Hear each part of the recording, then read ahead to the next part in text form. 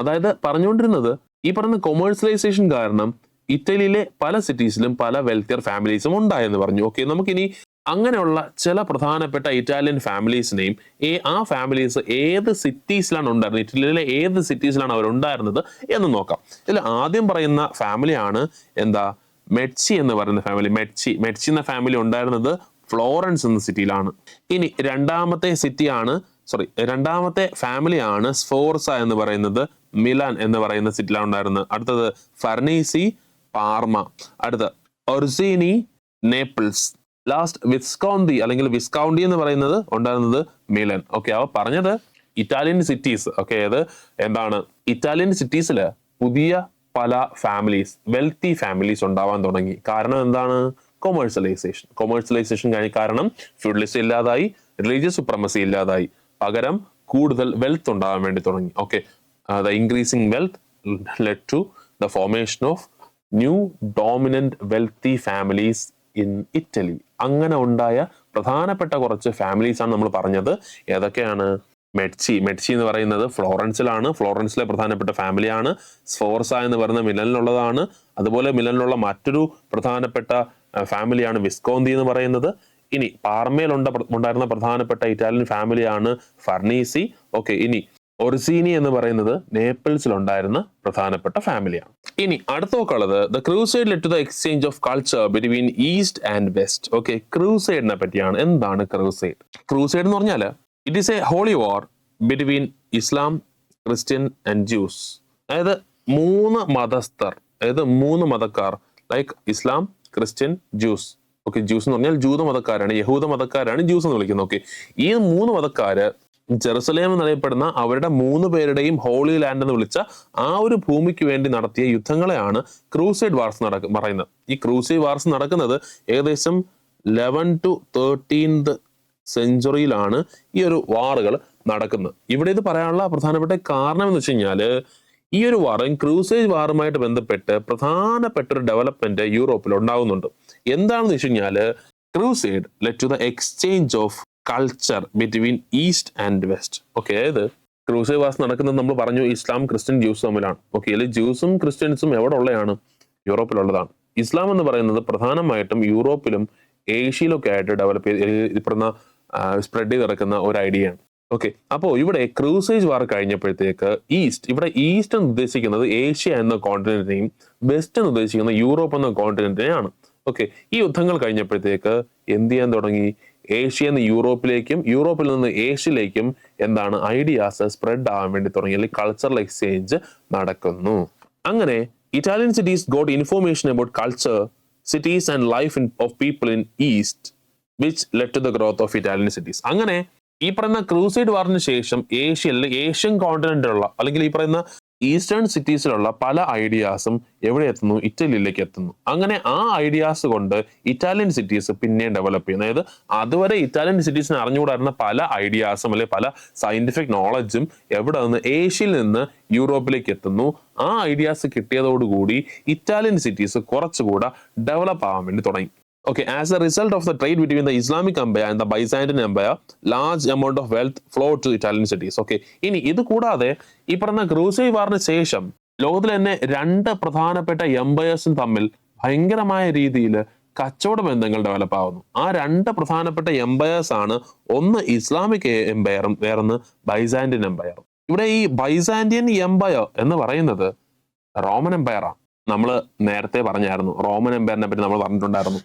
Okay, Roman Empire ലോകത്തിലെ തന്നെ ഏറ്റവും പവർഫുൾ, ലോകത്തിലെ ഏറ്റവും വലിയ എംപയർ എന്ന് വിളിച്ചുകൊണ്ടിരുന്ന എംപയർ ആണ് ഈ പറഞ്ഞ റോമൻ എംപയർ എന്ന് പറയുന്നത്. പക്ഷേ കുറച്ച് കാലഘട്ടം കഴിഞ്ഞ്, ശക്തന്മാരായ രാജാക്കന്മാരുടെ കാലഘട്ടം കഴിഞ്ഞ് ഏകദേശം മിഡീവൽ പീരീഡിലൊക്കെ എത്തിയപ്പോഴത്തേക്ക് റോമൻ എംപയറിന്റെ ശക്തി ക്ഷയിക്കാൻ വേണ്ടി തുടങ്ങി. As a result of the trade between the Islamic Empire and the Byzantine Empire, large amount of wealth flowed to Italian cities. ക്രൂസൈഡിന് ശേഷം അല്ലെങ്കിൽ ക്രൂസൈഡ് വാർസിന് ശേഷം വളരെ പ്രധാനപ്പെട്ട മാറ്റം യൂറോപ്പിൽ ഉണ്ടാകുന്നുണ്ട്. അതായത് ഇസ്ലാമിക് എംപയർ എന്ന് പറയുന്നത് ലോകത്തിലെ തന്നെ ഏറ്റവും വലിയ എംപയേഴ്സിൽ ഒന്നായിരുന്നു ആ ഒരു സമയത്ത് മെഡീവൽ പീരീഡിൽ.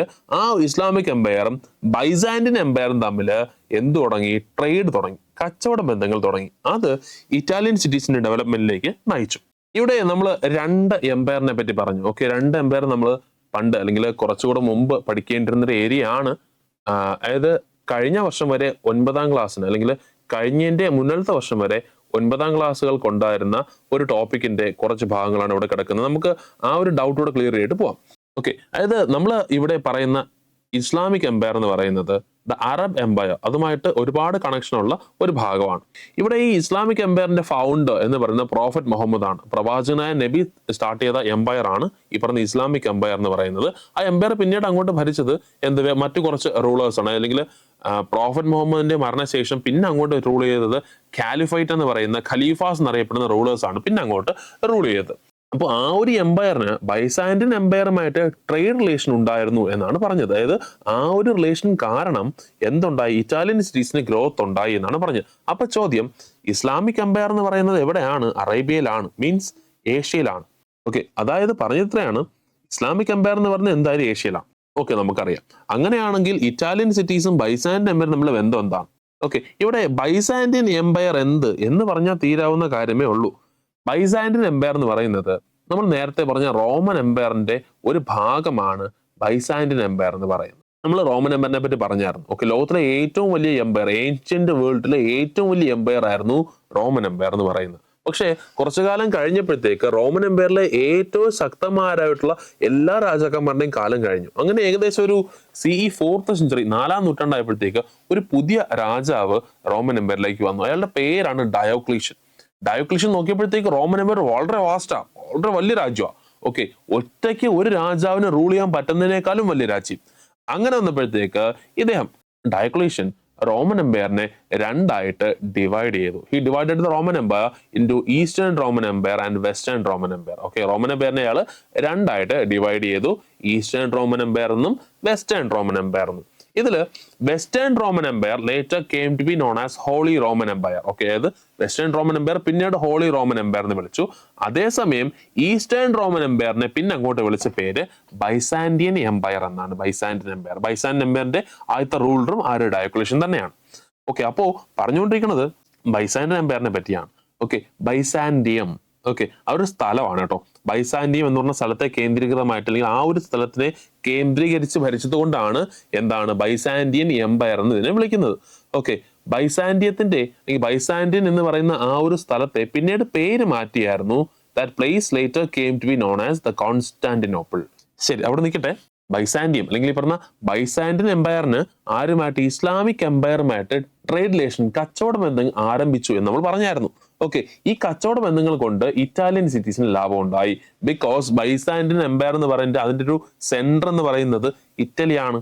അപ്പൊ അതുകൊണ്ട് തന്നെ ഈ ട്രേഡ് കൊണ്ട് ഏറ്റവും കൂടുതൽ ലാഭം ഉണ്ടായത് ആർക്ക് തന്നെയാണ്? ഇറ്റാലിയൻ സിറ്റീസിന് തന്നെയാണ്. കുറച്ചു കാലം കഴിഞ്ഞു, ഇറ്റാലിയൻ ട്രേഡേഴ്സ് നല്ല രീതിയിൽ ട്രേഡ് നടത്തുന്നു, ഭയങ്കര വെൽത്തിയറായി മാറി. അങ്ങനെ ഏകദേശം ഈസ്റ്റ് ടു വെസ്റ്റ്, അല്ലെങ്കിൽ ഈസ്റ്റിനും വെസ്റ്റിനും ഇടയ്ക്ക്, അതായത് അങ്ങനെ ഈസ്റ്റിനും വെസ്റ്റിനും ഇടയ്ക്ക് ഏകദേശം മെഡിറ്ററേനിയൻ സീ മൊത്തം ഏരിയാസ്, മെഡിറ്ററേനിയൻ സീയുടെ മൊത്തം ഏരിയാസിലെയും ട്രേഡ് കൺട്രോൾ ചെയ്യാനുള്ള മൊണോപ്പൊളി ഇറ്റാലിയൻ സിറ്റീസിലെ മെർച്ചൻസിനായി. ഓക്കെ, അങ്ങനെ അവർ വളരെ വലിയ രീതിയിൽ ഡെവലപ്പ് ചെയ്ത് ഭയങ്കരമായിട്ടുള്ള വെൽത്ത് ഒക്കെ ഉണ്ടാക്കിയിട്ട് അത്ര ലോകത്തിന് മൊത്തമായിട്ട് കൺട്രോൾ ചെയ്യാനുള്ള വെൽത്ത് തന്നെ ആ ഇറ്റലിയുടെ കയ്യിലുണ്ട് എന്നൊരവസ്ഥയിലേക്ക് എത്തുന്നു. പക്ഷേ അധിക നാളൊന്നും ഈ പറയുന്ന ഈ ഒരു ഗ്രോത്ത് ഇറ്റലിക്ക് നിലനിർത്താൻ പറ്റിയില്ല. വളരെ പ്രധാനപ്പെട്ട അല്ലെങ്കിൽ വളരെ ഇന്റൻസ് ആയ ഒരു പ്രശ്നം ഇറ്റലിയെ അഫക്റ്റ് ചെയ്തു. That was the bubonic plagues of mid 14th century. ഏകദേശം 14ാം നൂറ്റാണ്ടിന്റെ പാതി ആയപ്പോഴത്തേക്ക് ഇറ്റലിയിൽ വളരെയധികം ക്രൂരമായിട്ട്, അല്ലെങ്കിൽ വളരെയധികം ഡേഞ്ചറസ് ആയിട്ടുള്ള ഒരു പ്ലേഗ് പടർന്നു പിടിച്ചു. ആ പ്ലേഗിനെ വിളിക്കുന്ന പേരാണ് ബ്യൂബോണിക് പ്ലേഗ് എന്ന് വിളിക്കുന്നത്. ഓക്കെ, അപ്പൊ ഇറ്റലിയിലെ മിക്കവാറും സിറ്റീസിനെ ബാധിക്കുകയും ഇറ്റലിയിലെ മിക്കവാറും ഒരുപാട് ആളുകൾ ഈ അസുഖം വന്ന് മരണപ്പെടുകയും ചെയ്തു. ഈ ഒരു അസുഖത്തിന്റെ പ്രത്യേകത, this catastrophic event is known as black death. Black death എന്ന് വിളിക്കുന്ന, അല്ലെങ്കിൽ കറുത്ത മരണം എന്ന് വിളിക്കുന്ന ഒരു ഇവന്റ് ആണിത്. അതായത് എലിപ്പനിയാണ് സത്യം പറഞ്ഞില്ലെങ്കിൽ റോഡൻസുമായി ബന്ധപ്പെട്ടുണ്ടായ പ്രധാനപ്പെട്ട പ്ലേഗ് ആണ് ഈ പറയുന്ന ബ്ലാക്ക് ഡെത്ത് അല്ലെങ്കിൽ ബിബോണിക് പ്ലേഗ് എന്ന് പറയുന്നത്. പ്ലേഗിന് അല്ലെങ്കിൽ ഈ എലിപ്പനി, ഈ ഒരു അസുഖത്തിന് അന്ന് മരുന്ന് അധികം തന്നെ ഇല്ല.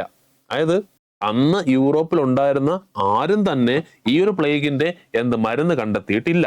ഓക്കെ, പിന്നെ വേറൊരു കാര്യം, ഇതിനെ ബ്യൂബോണിക് പ്ലേഗ് എന്ന് എന്തുകൊണ്ട് വിളിക്കുന്നു? കാരണം ഈ അസുഖം വരുന്ന ആളുകളുടെ ദേഹത്ത് വലിയ വലിയ മുഴകൾ വരാൻ വേണ്ടി തുടങ്ങി. ഓക്കെ, വലിയ വലിയ മുഴകൾ വരും. ഓക്കെ, മുഴകൾ പൊട്ടി അതിൻ്റെ അകത്തുനിന്ന് ബാക്കി ബ്ലഡും കാര്യങ്ങളൊക്കെ വരുന്ന ആ ഒരു അസുഖം, അല്ലെങ്കിൽ കാണുമ്പോൾ തന്നെ ആളുകൾക്ക് അറപ്പുണ്ടായിട്ട് ചികിത്സിക്കാൻ വരുന്ന ഡോക്ടേഴ്സ് പോലും മാറിപ്പോകുന്ന ആ ഒരു സിറ്റുവേഷനിലേക്കൊക്കെ ബിബോണിക് പ്ലേഗ് ആളുകളെ എത്തിച്ചു.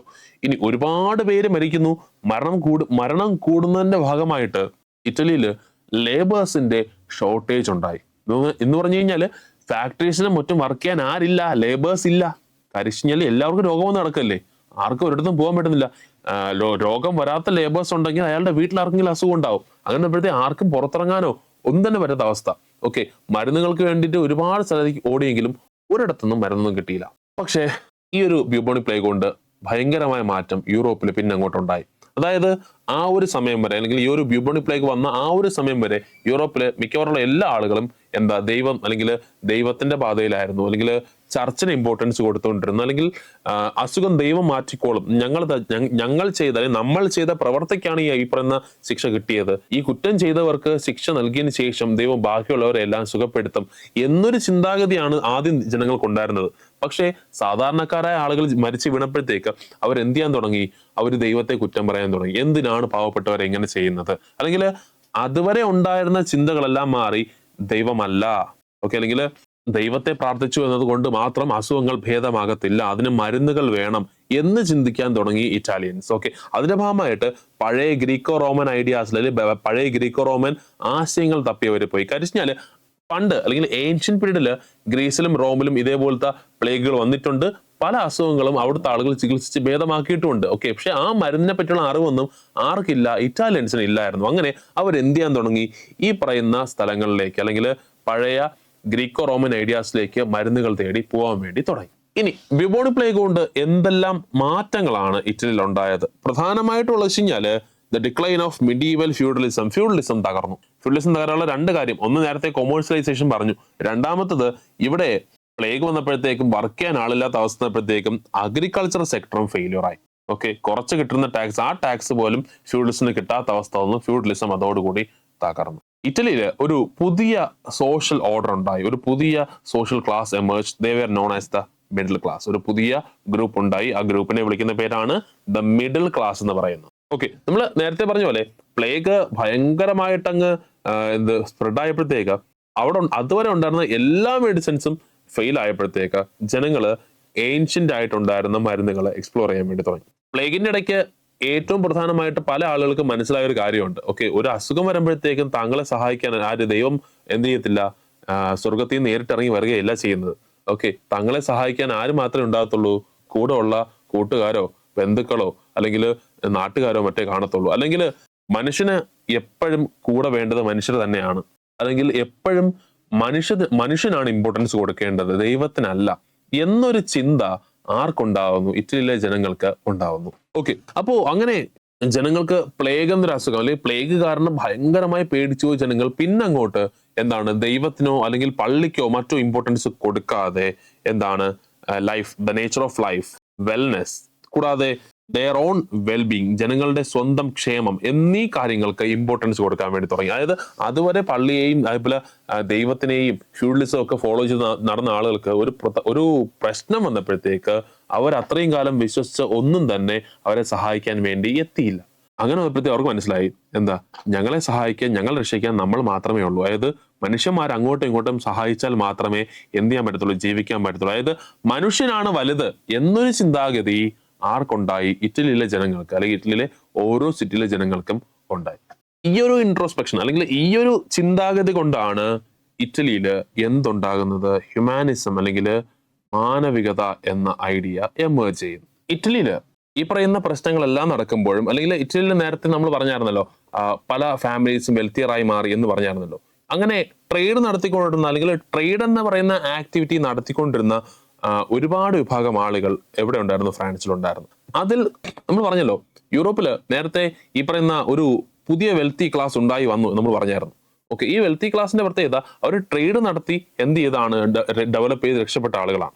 ഓക്കെ, ഇവരുടെ കൂട്ടത്തില്, അല്ലെങ്കിൽ ട്രേഡ് നടത്തിക്കൊണ്ടുവന്ന ഇവരുടെ കൂട്ടത്തില് കുറച്ചു പേർക്ക് റോമൻ ലോസ്, അല്ലെങ്കിൽ റോമൻ നിയമങ്ങളിലും അതേപോലെ ലാറ്റിൻ ഭാഷയിലും ഒക്കെ പരിജ്ഞാനമുള്ള, അല്ലെങ്കിൽ അതിലൊക്കെ നല്ല നോളജ് ഉണ്ടായിരുന്ന കുറെ ആളുകളും എവിടെ ഉണ്ടായിരുന്നു? യൂറോപ്പില് ആ ഒരു സമയത്ത് ഉണ്ടായിരുന്നു, അല്ലെങ്കിൽ ഈ പറയുന്ന ഇറ്റലിയിൽ ആ ഒരു സമയത്ത് ഉണ്ടായിരുന്നു. ഇവിടെ സംഭവിക്കുന്നത്, ഈ ഒരു ബ്യൂബോണിക് പ്ലേഗിന്റെ സമയം കഴിഞ്ഞപ്പോഴത്തേക്ക് ഇങ്ങനെ ലാറ്റിൻ ലാംഗ്വേജിൽ മറ്റൊക്കെ പരിചയം ഉണ്ടായിരുന്ന ആളുകൾ പണ്ട് മൺമറഞ്ഞു പോയ പല കാര്യങ്ങളെ പറ്റിയിട്ടും കൂടുതലായി പഠിക്കാൻ വേണ്ടി ശ്രമിച്ചു. അതായത് ഇത്രയും കാലം നമ്മൾ യൂറോപ്പിൽ നിലനിന്നിരുന്ന മിഡീവൽ പീരീഡിൽ ഉണ്ടായിരുന്ന കാര്യങ്ങളെ മറ്റും ഫോളോ ചെയ്തിട്ട് ഞങ്ങൾക്ക് ഈ പറഞ്ഞ പ്ലേഗിൽ നിന്ന് രക്ഷപ്പെടാനൊന്നും പറ്റിയില്ല. ഓക്കെ, അപ്പൊ എന്ത് ചെയ്യാം? ഇതിന് മുമ്പോട്ടൊരു കാലഘട്ടം ഉണ്ടായിരുന്നല്ലോ, അവിടെ ഇങ്ങനെയൊക്കെ അസുഖം വന്നപ്പോഴത്തേക്കും അവർ എന്ത് ചെയ്തിട്ടുണ്ട്? ചികിത്സിച്ച് ഭേദമാക്കിയിട്ടുണ്ട്. അപ്പൊ അങ്ങനെയാണ് എന്നുണ്ടെങ്കിൽ എന്ത് ചെയ്താൽ മതി? പഴയ കാര്യങ്ങളെ പറ്റി കൂടുതൽ അറിയുകയാണ് എന്നുണ്ടെങ്കിൽ നമുക്ക് എന്ത് ചെയ്യാൻ പറ്റും?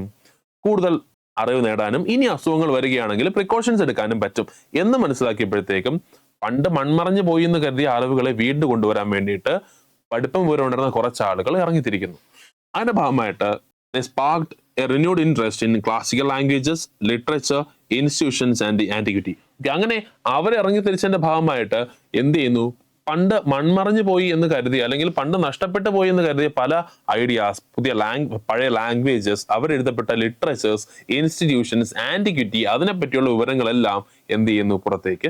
Each city aspired to become a centre of art and literature. അതായത് ഇങ്ങനെയുള്ള ആളുകൾ ഓരോ സിറ്റീസിലും ഉണ്ടായിരുന്നു. അതായത് ഇറ്റലിയിലെ ഓരോ സിറ്റീസിലും ഇങ്ങനെയുള്ള ആളുകൾ ഉണ്ടായിരുന്നു. അതായത് നേരത്തെ പറഞ്ഞ ഓരോ സിറ്റീസിലും ഓരോ വെൽത്തി ഫാമിലി ഉണ്ടായിരുന്നു. എല്ലാ ഫാമിലിയിലും ഇങ്ങനെയുള്ള ആളുകൾ ഉണ്ടായിരുന്നു. ഓക്കെ, എല്ലാ ഫാമിലീസും ഇവരെ സപ്പോർട്ട് ചെയ്യാൻ തുടങ്ങിയപ്പോഴത്തേക്ക് ഓരോ സിറ്റീസും എന്തായി മാറിയത്? Centres of art and literature, ലിറ്ററേച്ചറിന്റെയും ആർട്ടിന്റെയും ഒക്കെ സെന്റേഴ്സ് ആയിട്ട് മാറി. ഇനി ഓരോ ഫാമിലീസിന് ഇറങ്ങി തിരിച്ചു കഴിഞ്ഞപ്പോഴത്തേക്ക് അതുവരെ തോന്നാത്ത പല കാര്യങ്ങളും അന്നുണ്ടായിരുന്ന റൂളേഴ്സിനും ക്ലർജിക്കും മറ്റുമൊക്കെ തോന്നി. അതായത് ജനങ്ങളിൽ തന്നെ വെൽത്തിയറായിട്ടുള്ള ആളുകൾ എന്ത് ചെയ്യാൻ തുടങ്ങി? പഴയ കാര്യങ്ങളെ പറ്റി പഠിക്കാനും മറ്റും തുടങ്ങിയപ്പോഴത്തേക്ക് കുറച്ചു കാലം കഴിഞ്ഞിട്ടാണെങ്കിലും അല്ലെങ്കിൽ കുറച്ച് സമയം കഴിഞ്ഞിട്ടാണെങ്കിലും റൂളേഴ്സിനും ക്ലർജിക്കും അവരെ സപ്പോർട്ട് ചെയ്യണമെന്ന് തോന്നി. അങ്ങനെ അവരെന്ത് ചെയ്യാൻ തുടങ്ങി? അവര് കൂടുതൽ ജനങ്ങളെ അല്ലെങ്കിൽ പഴയ കാര്യങ്ങൾ കണ്ടെത്താൻ വേണ്ടി അല്ലെങ്കിൽ ഏൻഷ്യൻ റോമിന്റെ ഭാഗമായിട്ടുള്ള പെയിന്റിങ്സ്, മാനുസ്ക്രിപ്റ്റ്സ്, ആർക്കിടെക്ചർ റിമെയിൻസ്, അങ്ങനെയുള്ള കാര്യങ്ങളെല്ലാം കണ്ടെത്തുവാൻ വേണ്ടിയിട്ട് ജനങ്ങളെ പ്രോത്സാഹിപ്പിക്കാൻ വേണ്ടി തുടങ്ങി. അതായത് പണ്ടുണ്ടായ സാധനങ്ങൾ പലതും നഷ്ടപ്പെട്ടു പോയിട്ടുണ്ട്. ഓക്കെ, ആ നഷ്ടപ്പെട്ടു പോയ അറിവുകൾ കാരണമാണ് നേരത്തെ ഒരു അസുഖം വന്നപ്പോഴത്തേക്കും അതിനെ ചെറുത്ത് വെക്കാൻ കഴിയാത്തത്. ഇവിടെ രാജാവ്, റൂളേഴ്സ് എല്ലാം ചിന്തിച്ചത് ആ പഴയ അറിവുകളെ തിരിച്ചു കൊണ്ടുവരികയാണെന്നുണ്ടെങ്കിൽ എന്ത് ചെയ്യാം? ഇനിയൊരു അസുഖം വരികയാണെങ്കിൽ എന്ത് ചെയ്യാം? ആ സ്വത്തെ ചെറുത്ത് നിൽക്കാം എന്ന് തോന്നി. ഇവിടുത്തെ വേറൊരു ഐഡിയ എന്ന് പറയുന്നത് ക്ലർജി, റൂളേഴ്സ് ഇവരെല്ലാ പേരും എന്ത് ചെയ്യാൻ തുടങ്ങി? ജനങ്ങളെ സപ്പോർട്ട് ചെയ്യാൻ തുടങ്ങി പഴയ ഐഡിയാസ് കണ്ടെത്താൻ. എന്തിനാണ് എന്ന് വെച്ച് കഴിഞ്ഞാൽ അവർക്ക് ഈ പറയുന്ന അസുഖങ്ങൾ ഭേദമാക്കുക എന്നത് മാത്രമല്ല ലക്ഷ്യം. ഓക്കെ, ഇങ്ങനെ കിട്ടുന്ന അറിവിനെ ദൈവവുമായിട്ടൊന്ന് എന്ത് ചെയ്യാം? ഇൻകോപ്പറേറ്റ് ചെയ്യാം. അങ്ങനെ ചെയ്തു കഴിഞ്ഞാൽ പിന്നീട് വരുന്ന കാലങ്ങളിൽ ജനങ്ങൾ എന്ത് ചെയ്യത്തില്ല? ഈ പറഞ്ഞ പള്ളിയെയും മതങ്ങളെയൊന്നും തള്ളി പറയത്തില്ല. അതിനുവേണ്ടിയാണ് അങ്ങനെ ചെയ്തത്. The rulers realized that rather than waging wars, commissioning grand buildings and fostering art. ഇനി മറ്റൊരു പ്രധാനപ്പെട്ട കാര്യം പറയുക വെച്ച് കഴിഞ്ഞാല് അതുവരെ ഉണ്ടായിരുന്ന റൂളേഴ്സിന്റെ വ്യൂസ് അല്ലെങ്കിൽ രാജ്യത്തെ പറ്റിയും മറ്റുള്ള രാജാവിന്റെയും അല്ലെങ്കിൽ ഭരണകർത്താക്കളുടെയും വ്യൂസ് മൊത്തമായിട്ട് മാറിയ ഒരു സമയമായിരുന്നു ഇത്. അതായത് അന്ന് വരെ യുദ്ധങ്ങൾ ചെയ്യുന്നതും ഓരോ ഏരിയസ് ക്യാപ്ചർ ചെയ്യുന്നതും രാജാവ് അയാളുടെ വീര്യം കാണിക്കുന്നതും ഒരുപാട് പേരെ കുറ്റം ചെയ്യുന്നവരെ തലയർത്ത് കൊല്ലുന്നതും അതിനെയൊക്കെയാണ് രാജാവ് ഞാൻ ഇങ്ങനെ ചെയ്യുന്നത് കൊണ്ട് ജനങ്ങളുടെ മനസ്സിൽ എന്റെ പേടി ഉണ്ടാകും, എത്ര കാലം വേണമെങ്കിലും ഞാൻ ജനങ്ങളുടെ മനസ്സിൽ നിൽക്കും എന്നൊരു ചിന്ത രാജാവിനുണ്ടായിരുന്നു. പക്ഷേ എപ്പോഴാണോ റിനൈസൻസ് ആക്ടിവിറ്റി സ്റ്റാർട്ട് ചെയ്ത് റൂളേഴ്സിന് മനസ്സിലായ ഒരു കാര്യമാണ് വാർസ്, ഈ പറഞ്ഞ യുദ്ധങ്ങൾ നടത്തുന്നേക്കാൾ നല്ലത് വലിയ വലിയ ബിൽഡിങ്ങുകൾ, നല്ല ബിൽഡിങ്സ് കെട്ടുന്നതോ അല്ലെങ്കിൽ ആർട്ടിനെയും ലിറ്ററേച്ചറിനെയൊക്കെ പ്രോത്സാഹിപ്പിക്കുകയോ അങ്ങനെയുള്ള കാര്യങ്ങൾ ചെയ്യുകയാണെങ്കിൽ വാർ നടത്തുന്ന കാര്യം ഓർക്കുന്നതിനേക്കാളും കൂടുതൽ കാലം ജനങ്ങൾ എന്ത് ചെയ്യും? രാജാവിനെ ഓർക്കും. അങ്ങനെ രാജാക്കന്മാർ എന്ത് ചെയ്യാൻ തുടങ്ങി? വാറെല്ലാം നിർത്തിയിട്ട് ബിൽഡിങ്ങുകൾ ഉണ്ടാക്കാൻ പൈസ കൊടുക്കുക, അതുപോലെ ലിറ്ററേച്ചർ പ്രൊമോട്ട് ചെയ്യുക, ആർട്ടിനെ പ്രൊട്ടക്ട് ചെയ്യുക, ഇങ്ങനെയുള്ള ആക്ടിവിറ്റീസ് യൂറോപ്പിലുള്ള രാജാക്കന്മാർ ചെയ്യാൻ വേണ്ടി തുടങ്ങി. Wealthy patrons beautified their parish churches and actively promoted the construction of monasteries, nunneries as well as cathedrals. അപ്പോ ഓരോ സ്ഥലത്തും ഓരോ സിറ്റീസിലും ഓരോ ഫാമിലീസും വെൽത്തിയർ ആണ് നമ്മൾ പറഞ്ഞായിരുന്നു. ഇത് കൂടാതെ വളരെ വെൽത്തിയായ പേട്രൺസ്, വളരെ വെൽത്തിയർ ആയിട്ടുള്ള പല വ്യക്തികളും എവിടെ ഉണ്ട്? സൊസൈറ്റിയിലുണ്ട്. അങ്ങനെയുള്ള ആളുകൾ എല്ലാവരും ചേർന്ന് അവിടെയുള്ള അല്ലെങ്കിൽ അവരുടെ ഇടവകയിലുള്ള അല്ലെങ്കിൽ അവരുടെ നാട്ടിലുള്ള പാരിഷ് ചർച്ച് എന്ന് പറഞ്ഞു കഴിഞ്ഞാൽ ഇടവക പള്ളി. പള്ളി എന്ത് ചെയ്യാൻ തുടങ്ങി? ബ്യൂട്ടിഫൈ ചെയ്യാൻ വേണ്ടി തുടങ്ങി, അല്ലെങ്കിൽ പുതുക്കി പണിയുക, അതിനെ അലങ്കരിക്കുക, അതിന് വേണ്ടിയിട്ട് പൈസ ചെലവാക്കാനും മറ്റൊക്കെ തുടങ്ങി. ഇത് കൂടാതെ ദേ സ്റ്റാർട്ടഡ് കൺസ്ട്രക്ഷൻ ഓഫ് മൊണാസ്ട്രീസ്, പുതിയ മൊണാസ്ട്രീസ് ഉണ്ടാക്കി, പുതിയ സന്യാസി മഠങ്ങൾ ഉണ്ടാക്കാൻ തുടങ്ങി. നണ്ണറീസ്, കന്യാസ്ത്രീ മഠങ്ങൾ ഉണ്ടാക്കി. കൂടാതെ കത്തീഡ്രൽസ്, വലിയ പള്ളികൾ അല്ലെങ്കിൽ ഭദ്രാസന പള്ളി എന്ന മീനിങ്ങിൽ വരുന്ന പള്ളികളെയാണ് എന്താ കത്തീഡ്രൽ എന്ന് ഉദ്ദേശിച്ചത്. ബിഷപ്പ് മറ്റൊക്കെ ഉള്ള പള്ളിയാണ് കത്തീഡ്രൽസ് എന്ന് പറയുന്നത്. ഓക്കെ, ഇങ്ങനെയുള്ള ബിൽഡിങ്ങുകൾ ഉണ്ടാക്കാൻ തുടങ്ങി ആര്? സിറ്റീസിലുണ്ടായിരുന്ന wealthier patrons. In Italian cities such as Florence, Milan, Rome and Venice, patronage of art was considered a civic responsibility. ഇനി ഇതൊന്നും പോരാഞ്ഞിട്ട് ഇറ്റാലിയൻ സിറ്റീസ് ആയിട്ടുള്ള ഫ്ലോറൻസ്, മിലൻ, റോം, വെനീസ് എന്നീ സ്ഥലങ്ങളിൽ ഈ പറഞ്ഞ ആർട്ടിനെ പ്രൊട്ടക്ട് ചെയ്യുക അല്ലെങ്കിൽ പുതിയ ബിൽഡിംഗ് കെട്ടുക, അതെല്ലാം എന്താണ്? സിവിക് റെസ്പോൺസിബിലിറ്റി ആണ്, പൗരബോധത്തിന്റെ ഭാഗമാണ് എന്നൊരു ചിന്ത വരെ ജനങ്ങൾക്ക് ഉണ്ടായി. അങ്ങനെ ഇരിക്കെ നമ്മൾ നേരത്തെ പറഞ്ഞ ബൈസാന്റിയൻ എംപയറിന്റെ ക്യാപിറ്റലാണ് ബൈസാന്റിയം എന്ന് പറഞ്ഞായിരുന്നു. Later the name was converted to Constantinople. നമ്മൾ പറഞ്ഞതാ. ഓക്കെ, ഇവിടെ നമ്മൾ പറയുന്ന കാര്യം, in the year 1453 the Ottoman Turks captured Constantinople. അതായത് 1453 ഓട്ടോമൻ ടർക്സും അതേപോലെ ബൈസാന്റിയൻ എംപയറും തമ്മിൽ യുദ്ധം നടക്കുന്നു. യുദ്ധത്തിന്റെ അവസാനം ഈ പറഞ്ഞ ഓട്ടോമൻ ടർക്സ് ബൈസാന്റിയൻ എംപയറിനെ തോൽപ്പിച്ചിട്ട് അവരുടെ ക്യാപിറ്റൽ ആയിട്ടുള്ള കോൺസ്റ്റാന്റിനോപ്പിൾ പിടിച്ചെടുത്തു. സംഭവിച്ചാൽ കോൺസ്റ്റാന്റിനോപ്പിൾ ഒരു രാജ്യത്തിന്റെ ക്യാപിറ്റൽ മാത്രമല്ല, it was A major centre of ലേണിംഗിന്റെ ഏറ്റവും പ്രധാനപ്പെട്ട സെന്ററും കൂടെ. ഒരുപാട് സ്കോളേഴ്സും ഒരുപാട് മാനുസ്ക്രിപ്റ്റ്സും ഒരുപാട് ആർട്ടും ഒക്കെ ഉള്ളൊരു സെന്റർ ആയിരുന്നു ഈ പറഞ്ഞ കോൺസ്റ്റാന്റിനോപ്പിൾ. ടർക്സ് വന്നു കഴിഞ്ഞാൽ ഉറപ്പായിട്ട് എന്ത് ചെയ്യപ്പെടും? ഈ പറഞ്ഞ സ്കോളേഴ്സിനെയും കൊല്ലും, ഈ പറഞ്ഞ മാനുസ്ക്രിപ്റ്റ്സും എല്ലാം നശിപ്പിക്കപ്പെടും. അവർക്കറിയാം. ഓക്കെ, അതുകൊണ്ട് ചെയ്ത കാര്യം വെച്ചാൽ അവിടെ ഇരുന്ന സ്കോളേഴ്സ് അവർക്ക് കൈ കിട്ടിയ എല്ലാ മാനുസ്ക്രിപ്റ്റ്സ്, അതായത് ഗ്രീക്കോ റോമൻ ആർട്ടിനെ പറ്റിയും ഗ്രീക്കോ റോമൻ നോളജിനെ പറ്റിയൊക്കെ ഉണ്ടായിരുന്ന എല്ലാ മാനുസ്ക്രിപ്റ്റ്സും, അവർക്ക് എന്തുമാത്രം മാനുസ്ക്രിപ്റ്റ്സ് കളക്ട് ചെയ്യാൻ പറ്റുമോ ആ മാനുസ്ക്രിപ്റ്റുകൾ മൊത്തവും കളക്ട് ചെയ്തുകൊണ്ട് ദേ ഫ്ലഡ് ടു ഇറ്റലി. അവരെന്ത് ചെയ്തു? ഇറ്റലിയിലേക്ക് നാടുവിട്ടു. ഓക്കെ, അതായത് 1453 ഓട്ടോമൻ ടർക്സ് കോൺസ്റ്റാന്റിനോപ്പിൾ അറ്റാക്ക് ചെയ്തു. കോൺസ്റ്റാന്റിനോപ്പിൾ ബൈസാന്റിയൻ എംപയറിന്റെ ക്യാപിറ്റലാണെന്ന് മാത്രമല്ല, അതെന്താണ്? ഒരു ലേണിംഗ് സെന്റർ കൂടെ ആയിരുന്നു. ഓക്കെ, വലിയ യൂണിവേഴ്സിറ്റിയും കാര്യങ്ങളൊക്കെ ഉണ്ടായിരുന്നു. അപ്പോ ഈ പറഞ്ഞ ടർക്സ് അറ്റാക്ക് ചെയ്താൽ ഉറപ്പായിട്ടും യൂണിവേഴ്സിറ്റി അറ്റാക്ക് ചെയ്യും, മാനുസ്ക്രിപ്റ്റ്സ് ഇല്ലാതാവും, സ്കോളേഴ്സ് ഒക്കെ മരിക്കും, ഒരുപാട് നല്ല അറിവുകൾ ഇല്ലാതാവും.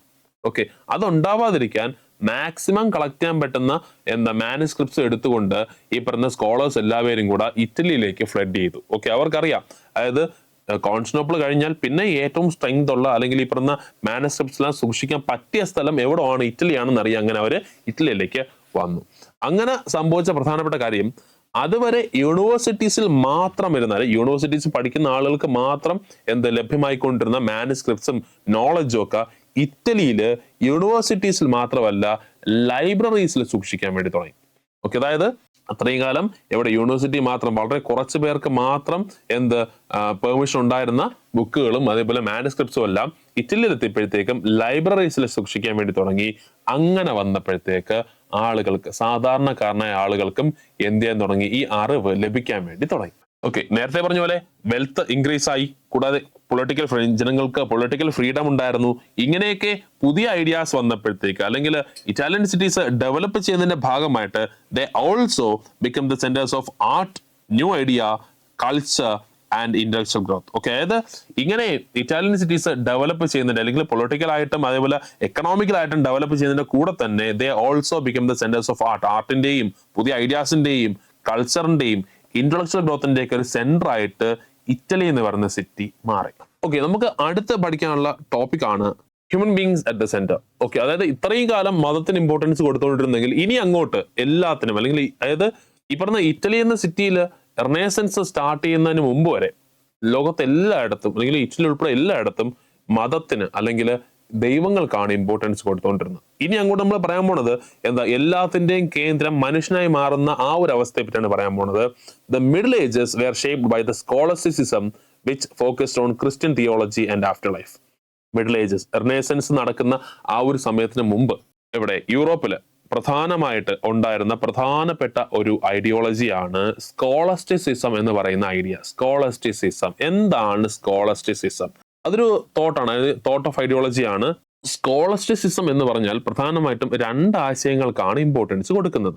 ഒന്ന് ക്രിസ്ത്യൻ തിയോളജി, അതായത് ക്രിസ്ത്യൻ മതം, അതായത് ആ ഒരു മതവുമായിട്ട് ബന്ധപ്പെട്ട് ക്രിസ്ത്യൻ ദൈവവിശ്വാസം, അങ്ങനെയുള്ള കുറച്ച് ആശയങ്ങൾ, പള്ളി, അതിനൊക്കെ ഇമ്പോർട്ടൻസ് കൊടുക്കുന്ന, ക്രിസ്തു അതിനൊക്കെ ഇമ്പോർട്ടൻസ് കൊടുക്കുന്ന ഐഡിയോളജിയാണ് ക്രിസ്ത്യൻ തിയോളജി എന്ന് പറയുന്നത്. ഇത് കൂടാതെ ആഫ്റ്റർ ലൈഫ്, അതായത് ലോകത്ത് മിക്കവാറും എല്ലാ സമയത്തും എല്ലാ മതങ്ങളും ജനങ്ങളെ പേടിപ്പിച്ച് അവരുടെ വരുതി നിർത്താനോ അല്ലെങ്കിൽ ജനങ്ങളെ പേടിപ്പിച്ച് അവരുടെ കൂടെ നിർത്താനോ അല്ലെങ്കിൽ ജനങ്ങളുടെ സപ്പോർട്ട് കൈയാളാനോ ഒക്കെ വേണ്ടിയിട്ട് ഉപയോഗിക്കുന്ന ഏറ്റവും പ്രധാനപ്പെട്ട ഐഡിയോളജി വാസ് ആഫ്റ്റർ ലൈഫ്, മരണാനന്തര ജീവിതം. ഓക്കെ, ഇവിടെ മരിച്ചു കഴിഞ്ഞാൽ നമ്മൾ പോകുന്ന ദൈവത്തിന്റെ അടുത്തേക്കാണ്.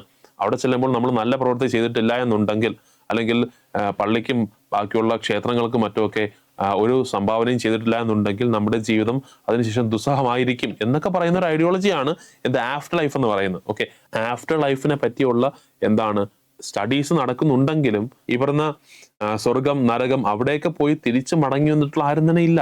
ഓക്കെ, മരണശേഷം എന്താണെന്ന് ആർക്കും തന്നെ അറിയത്തില്ല. ഓക്കെ, ഇവിടെ ക്രിസ്ത്യൻ തിയോളജിക്കും ആഫ്റ്റർ ലൈഫിനും ഇമ്പോർട്ടൻസ് കൊടുക്കുന്ന ഒരു ഐഡിയോളജിയാണ് സ്കോളസ്റ്റിസിസം എന്ന് പറയുന്നത്.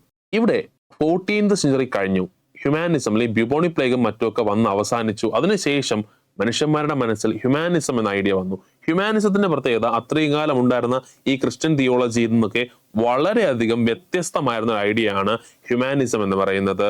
Humanism however shifted the focus to human experience. Okay, അതായത് സ്കോളസ്റ്റിസിസം എന്ന ഐഡിയ തള്ളി പറഞ്ഞുകൊണ്ട് ഹ്യൂമാനിസം ഇമ്പോർട്ടൻസ് കൊടുത്തത് ഹ്യൂമൻ എക്സ്പീരിയൻസിനാണ്, മനുഷ്യന്റെ എക്സ്പീരിയൻസിനാണ് ഇമ്പോർട്ടൻസ് കൊടുത്തത്. കൂടാതെ ഇപ്പോഴുള്ള മനുഷ്യന്റെ ജീവിതം, അതായത് പ്രസന്റ് ലൈഫ്, അതായത് ഇപ്പോൾ എന്ത് നടക്കുന്നു ഈ ജീവിതം അല്ലെങ്കിൽ ഈ ഒരു കാലഘട്ടത്തിന് ഇമ്പോർട്ടൻസ് കൊടുക്കുക. ഇത് കഴിഞ്ഞെന്ത് സംഭവിക്കും എന്നുള്ളത് കാര്യം അപ്പോൾ നോക്കാം, അല്ലെങ്കിൽ മരണശേഷമുള്ള കാര്യം അപ്പോൾ നോക്കാം എന്നൊരു കാര്യം പറഞ്ഞ ഐഡിയ ആണ് ഹ്യൂമാനിസം എന്ന് പറയുന്നത്. Also rational thoughts celebrating human emotions, abilities and expressions. അത് കൂടാതെ റാഷണൽ തിങ്കിങ്, സയന്റിഫിക് ആയിട്ട് ചിന്തിക്കുക, കൂടാതെ മനുഷ്യന്റെ എബിലിറ്റീസിനും അതുപോലെ എക്സ്പ്രഷൻസിനും ഇമ്പോർട്ടൻസ് കൊടുക്കുക. അങ്ങനെയുള്ള ഐഡിയാസ് മൊത്തം വരുന്ന ഒരു ഏരിയയാണ് ഹ്യൂമാനിസം എന്ന് പറയുന്നത്. അതായത് മനുഷ്യനാണ് ഇമ്പോർട്ടൻറ്റ്. ഓക്കെ, മതത്തിനല്ല അല്ലെങ്കിൽ ദൈവത്തിനല്ല, മനുഷ്യനാണ് ഇമ്പോർട്ടൻസ് എന്ന് പറയുന്ന ഐഡിയോളജിയാണ് ഹ്യൂമാനിസം എന്ന് പറയുന്നത്. It questioned the religious authority and emphasized a more human-centered view on the world. Okay, അതായത് അതുവരെ ഉണ്ടായിരുന്ന എല്ലാ റിലീജിയസ് അതോറിറ്റിയെയും ചോദ്യം ചെയ്ത പ്രധാനപ്പെട്ട ഐഡിയോളജിയാണ് ഹ്യൂമാനിസം. അതുവരെ ദൈവമായിരുന്നു, ഗോഡ് ആയിരുന്നു എല്ലാത്തിൻ്റെയും സെന്റർ എങ്കിൽ change to human centric world, അല്ലെങ്കിൽ മനുഷ്യനാണ് എല്ലാത്തിൻ്റെയും കേന്ദ്രം എന്നൊരു ചിന്താഗതി എത്തിയത് ഈ ഒരു ഹ്യൂമാനിസം എന്ന ഐഡിയയിലൂടെയാണ്. During this time, people eagerly read ancient Greek and Roman works. ഈ ഒരു സമയത്ത് ജനങ്ങൾ ഏറ്റവും കൂടുതൽ വായിച്ചത് ഏൻഷ്യന്റ് ഗ്രീസ്, റോമൻ ഐഡിയാസിനെ പറ്റിയാണ് ഏറ്റവും കൂടുതൽ വായിച്ചത്. കൂടാതെ അറബ്സ് അല്ലെങ്കിൽ അറബികള് എന്ത് ചെയ്തു, അരിസ്റ്റോട്ടലിന്റെ മറ്റും ഐഡിയാസ് യൂറോപ്പിന്റെ എല്ലായിടത്തും സ്പ്രെഡ് ചെയ്തു. ഓക്കെ, അരിസ്റ്റോട്ടിൽ അറിയാമായിരിക്കുമല്ലോ, വേൾഡ് ഫേമസ് ആയിട്ടുള്ള ഒരു ഫിലോസഫറാണ് അരിസ്റ്റോട്ടിൽ എന്ന് പറയുന്നത്. Is also known as A father of political science. Political സയൻസിന്റെ ഫാദർ എന്നറിയപ്പെടുന്ന വ്യക്തിയും അരിസ്റ്റോട്ടിലാണ്. അപ്പൊ അദ്ദേഹത്തിന്റെ ഐഡിയാസ് യൂറോപ്പിലെ എല്ലായിടത്തേക്കും എത്തിച്ചത് അറബ്സ് ആണ്. കൂടാതെ humanist created works in local languages and made art in Greco Roman style. ഹ്യൂമാനിസ്റ്റുകൾ ഇത് കൂടാതെ റീജിയണൽ ലാംഗ്വേജിന്, ലോക്കൽ ലാംഗ്വേജുകൾക്ക് ഇമ്പോർട്ടൻസ് കൊടുക്കാൻ വേണ്ടി തുടങ്ങി. കൂടാതെ അവർ പഠിച്ചെടുത്ത ഗ്രീക്കോ റോമൻ സ്റ്റൈലുമായി ബന്ധപ്പെട്ട ആർട്ടും ആർക്കിടെക്ചറും ഒക്കെ ചെയ്യാൻ തുടങ്ങി. അതായത് ഹ്യൂമാനിസ്റ്റുകളുടെ പ്രത്യേകത, ഗ്രീക്കോ റോമൻ ആർട്ട് അവർ പഠിച്ചെങ്കിലും ആ പഠനത്തെ വെച്ചുകൊണ്ട് ഗ്രീക്കോ റോമൻ സ്റ്റൈലിന്റെ അതേ റിസംബ്ലൻസ് വരുന്ന ബുക്കുകളോ ലിറ്ററേച്ചറോ അല്ലെങ്കിൽ ബിൽഡിങ്ങുകളോ അല്ല അവരുണ്ടാക്കിയത്. അതിനെ ഒരു മോഡലാക്കി വെച്ചുകൊണ്ട്, ഗ്രീക്കോ റോമൻ സ്റ്റൈലിനെ ഒരു മോഡലാക്കി വെച്ചുകൊണ്ട് ഒരു പുതിയ മോഡലില് ബിൽഡിങ്ങുകളും അതേപോലെ ലിറ്ററേച്ചറും മറ്റുമൊക്കെ ക്രിയേറ്റ് ചെയ്യാനാണ് ഹ്യൂമാനിസ്റ്റുകൾ ശ്രമിച്ചത്. പറയുന്നുണ്ട്, while they were inspired by the ancient civilizations, their view were different. Okay, അതായത് ഏൻഷ്യന്റ് റോമിന്റെയും ഗ്രീസിന്റെയൊക്കെ സിവിലൈസേഷൻസ് ഹ്യൂമാനിസ്റ്റുകളെ സ്വാധീനിച്ചു എന്നുള്ള കാര്യം ശരിയാണ്. പക്ഷേ അവരുടെ, അതായത് ഹ്യൂമാനിസ്റ്റുകളുടെ വ്യൂ വളരെ ഡിഫറെന്റ് ആയിരുന്നു. ഓക്കെ, കാര്യം ഗ്രീക്കോ റോമൻ ആർട്ട് എടുക്കുകയാണെന്നുണ്ടെങ്കിൽ അവിടെ ഹ്യൂമാനിസ്റ്റുകൾക്ക് ഇഷ്ടമുള്ള ഒരുപാട് കാര്യങ്ങൾ ഉണ്ടെങ്കിലും Greco Roman art showed the beauty and power of god. അതായത് ഗ്രീക്കോ റോമൻ ആർട്ടിന്റെ അകത്തും പറഞ്ഞിരിക്കുന്ന എന്തിനെ പറ്റിയാണ്, ദൈവത്തെ പറ്റിയാണ്. അതായത് വളരെ പവർഫുൾ ആയിട്ടുള്ള അല്ലെങ്കിൽ വളരെ ബ്യൂട്ടിഫുൾ ആയിട്ടുള്ള ദൈവങ്ങളെ പറ്റി തന്നെയാണ് ഗ്രീക്കോ റോമൻ ആർട്ടും പറഞ്ഞിരിക്കുന്നത്. പക്ഷേ റെനേസൻസ് നടന്നപ്പോഴത്തേക്ക്, അല്ലെങ്കിൽ ഈ പറയുന്ന ഹ്യൂമാനിസം എന്ന് പറയുന്ന ഐഡിയ ഡെവലപ്പ് ചെയ്തപ്പോഴത്തേക്ക് ഗ്രീക്കോ റോമൻ ആർട്ടിൽ ഉപയോഗിച്ച സ്റ്റൈലും ആ ഉപയോഗിച്ച കളേഴ്സും ഒക്കെ അവർ ഉപയോഗിച്ചെങ്കിലും ഇവിടെ the major area of focus was human beings. Okay, അതായത് അന്ന് വരെ ഗ്രീക്കോ റോമൻ സ്റ്റൈൽ ദൈവങ്ങളെയാണ് കഥാപാത്രമാക്കി വരച്ചുകൊണ്ടിരുന്നതെങ്കിൽ ഇവിടെ റെനേസൻസ് വന്നപ്പോഴത്തേക്കും അവർ പഴയ സ്റ്റൈലും അതേപോലെ പഴയ പെയിന്റിങ്ങും അതേപോലെ പഴയ കളേഴ്സും മറ്റൊക്കെ യൂസ് ചെയ്യുന്നുള്ള കാര്യം ശരിയാണ്. പക്ഷേ വരച്ച ചിത്രങ്ങളെല്ലാം അല്ലെങ്കിൽ ഉണ്ടാക്കിയ സ്കൾപ്ചേഴ്സ് എല്ലാം എന്തിനെ പറ്റിയായിരുന്നു, മനുഷ്യനെ പറ്റിയായിരുന്നു. ഓക്കെ, ദൈവങ്ങൾക്ക് ഇമ്പോർട്ടൻസ് കൊടുക്കുന്നത് അവരങ്ങ് നിർത്തി. Humanism inspired transformation in paintings, architecture, literature, politics, science and religion. അതായത് ഹ്യൂമാനിസം കൊണ്ട് എല്ലാ മേഖലയും, അതായത് അന്ന് സൊസൈറ്റി ഉണ്ടായിരുന്ന എല്ലാ മേഖലയിലും മാറ്റങ്ങൾ ഹ്യൂമാനിസം കൊണ്ടുവന്നു. അതായത് painting, architecture, literature, politics, religion, science, ഇതിലെല്ലാം റിനൈസൻസ് അല്ലെങ്കിൽ ഹ്യൂമാനിസം മാറ്റം കൊണ്ടുവന്നു. Okay, the renaissance was A result of these shifts. Okay, അത് ഈ ഒരു മാറ്റം അല്ലെങ്കിൽ അത്രയും കാലം ദൈവത്തെ വിശ്വസിച്ചുകൊണ്ടിരുന്ന ആളുകൾ അവിടെ നിന്ന് മാറി ഹ്യൂമാനിസം അല്ലെങ്കിൽ ഹ്യൂമൻ പേഴ്സ്പെക്റ്റീവിന് ഇമ്പോർട്ടൻസ് കൊടുത്തു തുടങ്ങിയപ്പോഴത്തേക്കും ആ ഒരു ഷിഫ്റ്റ് കാരണമുണ്ടായ പ്രധാനപ്പെട്ട റിസൾട്ടാണ് റിനൈസൻസ് അല്ലെങ്കിൽ നവോത്ഥാനം എന്ന് പറയുന്നത്. അപ്പോൾ നമ്മൾ ഇന്ന് യൂറോപ്പിൽ പ്രധാനമായിട്ടും 13-14 നൂറ്റാണ്ടുകളിൽ ഉണ്ടായ മാറ്റങ്ങളെ പറ്റിയാണ് പഠിച്ചത്. അതായത് അന്ന് വരെ യൂറോപ്പിലുണ്ടായിരുന്ന ഫ്യൂഡൽ സിസ്റ്റം, ക്ലർജി, മൊണാർക്ക്, ഇതിനെ മൂന്നിനെ മാറ്റിക്കൊണ്ട് ഹ്യൂമാനിസം എന്ന ഐഡിയ എങ്ങനെ കടന്നു വന്നു എന്നാണ് പഠിച്ചത്. ഹ്യൂമാനിസം എന്ന ഐഡിയ കൊണ്ട് പ്രധാനമായിട്ടുണ്ടായ മാറ്റം, ഹ്യൂമാനിസം കാരണം റിനൈസൻസ് ഉണ്ടായി, നവോത്ഥാനം ഉണ്ടായി എന്നുള്ളതാണ്. നവോത്ഥാനം അല്ലെങ്കിൽ റിനൈസൻസ് എങ്ങനെയാണ് യൂറോപ്പിനെ മൊത്തം മാറ്റിമറിച്ചത്, അല്ലെങ്കിൽ അതുകൊണ്ട് എന്തെല്ലാം മാറ്റങ്ങൾ യൂറോപ്പിലുണ്ടായി, ചർച്ചിന് എന്തെല്ലാം മാറ്റങ്ങൾ ഉണ്ടായി, അങ്ങനെയുള്ള കാര്യങ്ങളാണ് നമ്മൾ ഈ ചാപ്റ്ററിൽ കൂടുതലായിട്ട് പഠിക്കുന്നത്. നമുക്കത് അടുത്ത ക്ലാസ്സിൽ നോക്കാം. Thank you.